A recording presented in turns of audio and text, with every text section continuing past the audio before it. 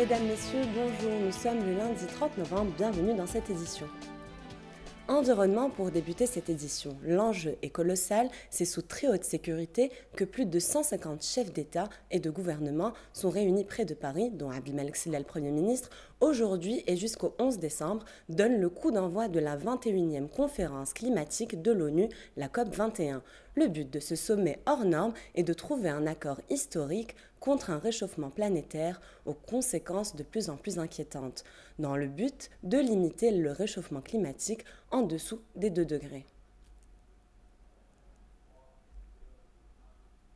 Les parlementaires de l'Assemblée populaire nationale se rencontrent aujourd'hui en séance plénière consacrée au projet de loi de finances 2016. Lors de cette séance, le rapport de la Commission des affaires juridiques sur la validation de la qualité de membre d'un nouveau député de l'Assemblée sera voté. Le projet de loi ayant suscité une vive polémique et des négociations mitigées.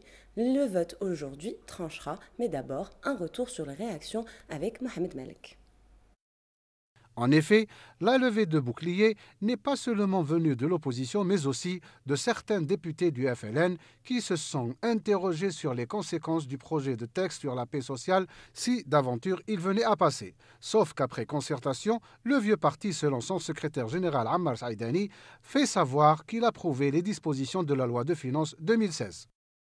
علاقة كتلة جبهة التحرير بالحكومة هي علاقة عضوية لأن الحكومة فليسمع من لم يسمع أنها حكومة جبهة التحرير الوطني.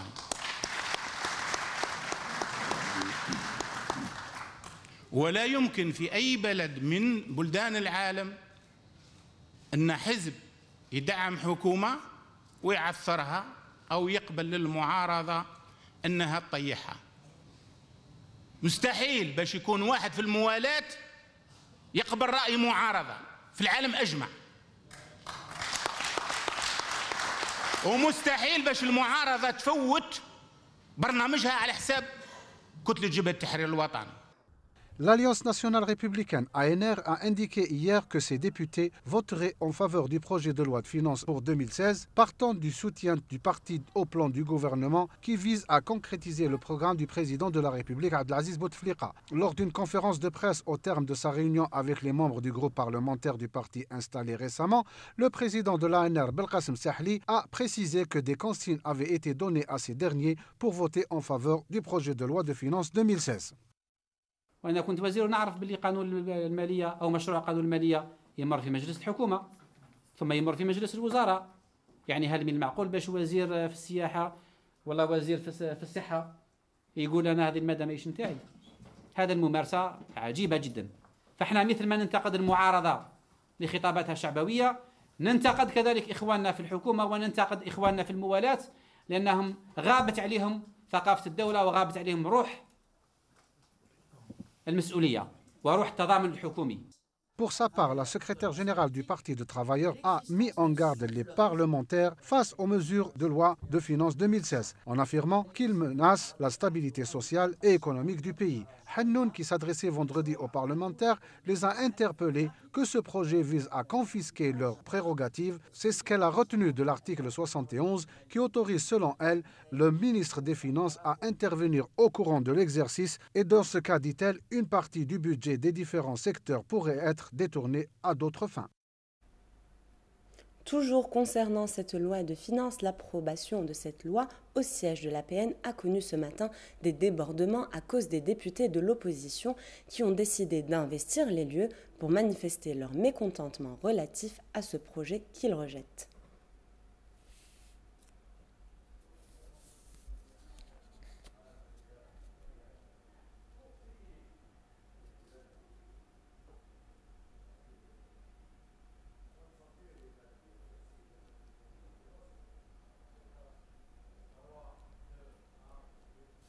Toujours dans le même contexte, mais intéressons-nous cette fois-ci aux avis des citoyens par rapport à ce projet de loi de finances.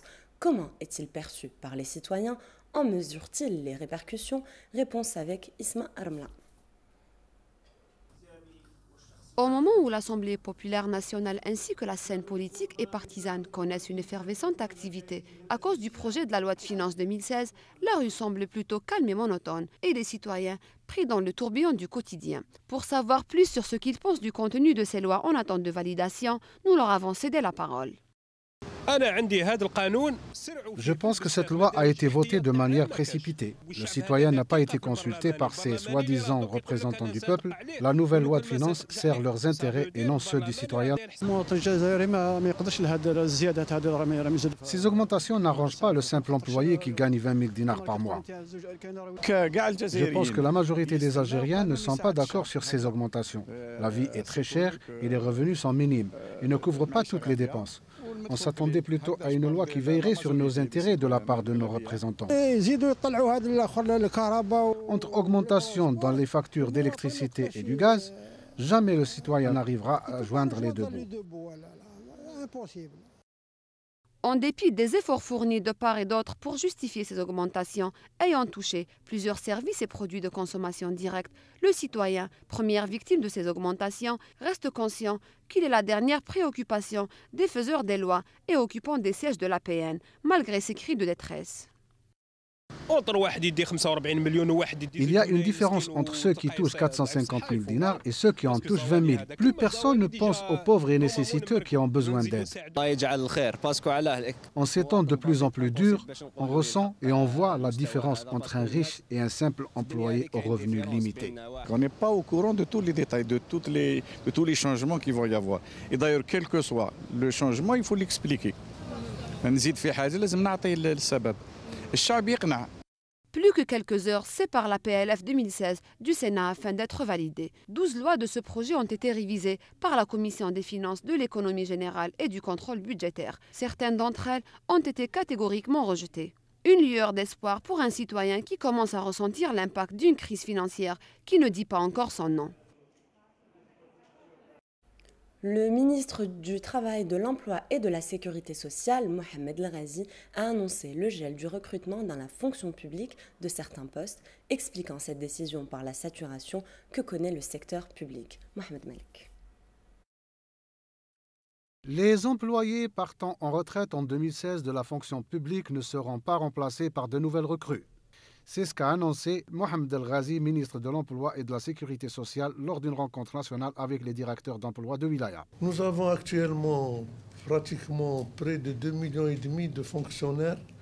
Et en fait, si on faisait un calcul sensé, raisonnable et dépourvu de toute considération sentimentale, les 2,5 millions sont largement au-dessus des normes de travail au niveau international. 1,5 million peut-être suffirait. Donc 1 million de salariés dans la fonction publique, j'entends bien dans la fonction publique, pratiquement font des prestations qui sont en deçà de leur nombre. Donc il y a un pléthore et puis il faut lutter contre cette mesure-là. Il faut avoir le courage de le faire et de le dire. La fonction publique qui, justement d'après El Ghazi, compte plus de 2 500 000 employés, ce qui dépasse de loin les normes en vigueur et les besoins réels de l'administration et des institutions algériennes. Le but escompté est de ramener ce chiffre à 1 500 000 employés à l'échéance de l'exercice 2016. Ces dispositions concernent un certain nombre de postes administratifs classiques qui ne feront plus objet de relève, notamment le poste d'agent administratif. Par ailleurs, El Ghazi s'est dit satisfait du nombre d'emplois créés durant l'année 2015 qui a enregistré selon lui une nette amélioration par rapport à l'année 2014 qui a connu un ralentissement. Le ministre a instruit les responsables du secteur de l'emploi au niveau local de veiller à l'amélioration de l'accompagnement des promoteurs tout au long du processus de création de la micro-entreprise, les gestionnaires de l'emploi qui, au niveau local, doivent acquérir une connaissance approfondie des potentialités économiques locales et des besoins des wilayas afin de contribuer efficacement au développement local. L'Association nationale des travailleurs retraités du groupe Sonatrach a organisé ce matin un regroupement devant le siège de la direction générale de l'entreprise. Il s'agit du 11e sit-in organisé autour d'une plateforme de revendication dont ils affirment avoir eu gain de cause devant les tribunaux et auxquels ni Sonatrach ni la mutuelle de l'industrie pétrolière, la MIP, ne daignent donner suite. Écoutons l'un des membres fondateurs de l'association. nous avons un problème avec Sonatrach. D'une part pour l'IEP, l'indemnité d'expérience professionnelle, le nouveau salaire, qui n'est pas nouveau en réalité, c'est un condensé de les indemnités les canons salaire de base. La convention d'entreprise, l'IEP, c'est le salaire de base fois le taux d'ancienneté. L'indemnité compensatoire, واحد اللي يخرج retraite عنده droit اللي يخدموا في الصحراء en particulier, عندهم droit وهما داروا à partir d'une certaine date, avril 2011, voilà. Avril 2011. واللي خرج le 10 avril ما يديش. L'allocation de fin de carrière دايرين deux barèmes, اللي خرج avant, اللي خرج après. Pour ce qui est de la MIP, c'est encore pire.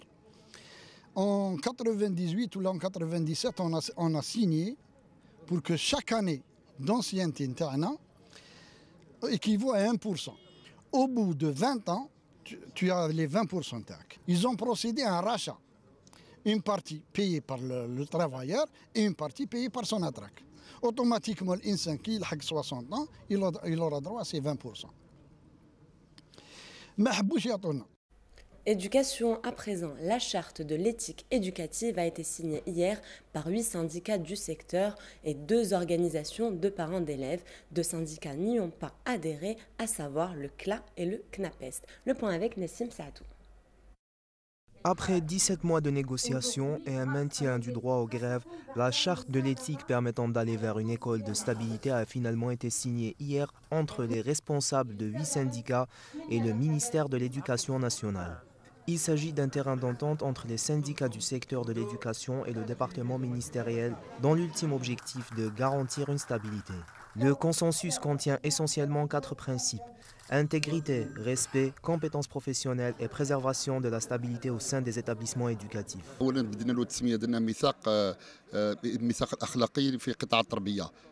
لان ميثاق اخلاقيه المهنه ما شفنا باللي ما عندوش معنى وعنده معنى يعني مغاير تماما لمهنه الاستاذ او المربي. وهذا الميثاق هذا يعني لقينا بعض الكلمات اللي كانت مترجمه من الفرنسيه الى العربيه غيرناها لان كانت كلمات تقريب صامده وكلمات اللي ما عندهاش معنى حتى في اللغه العربيه. نريد لمهنه التربيه بصفه عامه في قطاع التربيه ان تؤخلق، معناها ناخذها من قيم ومبادئ الشعب الجزائري وبأبعادها الثلاث: الإسلام، العربية، الأمازيغية، ومن ثم بمبادئ وأسس لهذا الميثاق نصل إلى تحقيق مدرسة ذات نوعية وطنية. La ministre de l'Éducation nationale, Nouria Ben Bret, pour sa part, n'a pas hésité à exprimer sa satisfaction quant aux progrès enregistrés au cours de la dernière décennie. هذه 10 سنوات يعني فرق كبير جدا. هذا يبين باللي راحنا في الطريقة السليمة ولكن محتاجين وقت. Quant aux 2 syndicats, le CLA et le CNAPEST, qui ont refusé de s'aligner, le ministère annonce des mesures pour dénoncer toute personne susceptible de porter atteinte à la stabilité du secteur. Nouria Ben Bret, contrainte d'imposer un document pour instaurer la stabilité dans son secteur, marqué par des grèves répétitives à l'instar de celles enregistrées l'année dernière, entraînant des retards dans les programmes scolaires, devra prochainement faire face à des événements semblables annoncés par les adjoints de l'éducation la semaine prochaine. Demain sera la journée mondiale de la lutte contre le sida. C'est une journée internationale consacrée à la sensibilisation de la pandémie du sida. Elle est organisée tous les 1er décembre. Cette journée fut établie le 1er décembre 1988 par l'Organisation mondiale de la santé. Chaque année, un thème de communication particulier est choisi. Cette année encore, la journée a pour thème Objectif zéro. 0 nouvelle infection due au VIH, 0 discrimination et 0 décès liés au sida. Passons à l'actualité internationale avec la situation au Proche-Orient. Ayman Abbasi, un Palestinien de 17 ans, a été tué hier soir par la police israélienne lors de heurts à Jérusalem-Est, partie de la ville occupée et annexée par Israël. C'est ce qu'a annoncé le ministère palestinien de la Santé. Plusieurs Palestiniens avaient été tués par les forces israéliennes lors de heurts dans la ville sainte au début de la vague de violence, mais Ayman Abbasi est le premier à avoir été tué au cours d'affrontements à Jérusalem depuis plusieurs semaines.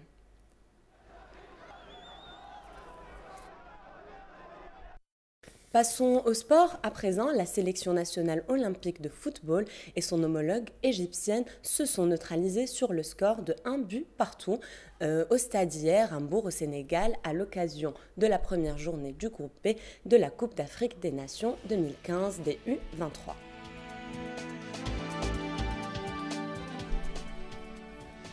C'est la fin de cette édition, merci de l'avoir suivi. L'information continue sur Zion News.